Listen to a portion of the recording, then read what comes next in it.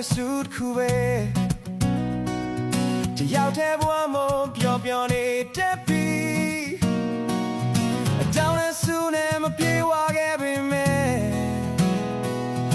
နေပျော်ပါတယ်အမျှော်မှန်းထားသလောက်မဖြစ်ခဲ့ရပေမဲ့ငါကြိုးစားသလောက်ဂုဏ်ယူနေတဲ့ပြီး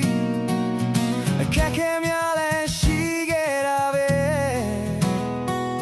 အစဉ်ပြေပါတယ်ငါချိန်နဲ့တဲ့ဘဝမှာနေတတ်ရင်ရတဲ့နာချက်ပေါ်ပြီးငါဘာမှမတောင်းဆိုဘူးငါချိန်နဲ့တဲ့ဘဝမှာနေတတ်ရင်အဖြစ်တင်နာချက်ပေါ်ပြီးငါဘာမှမတောင်းဆိုဘူး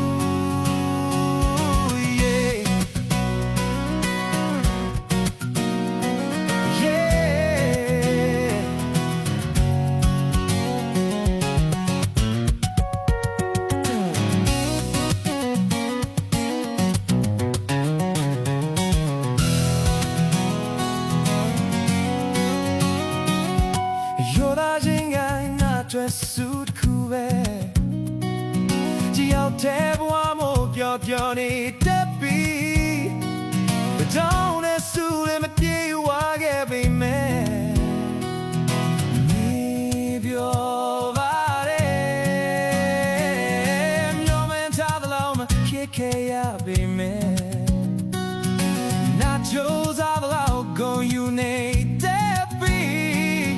အခက်ခဲများလည်းရှိခဲ့တာပဲစင်ပြေပါတယ်ငါ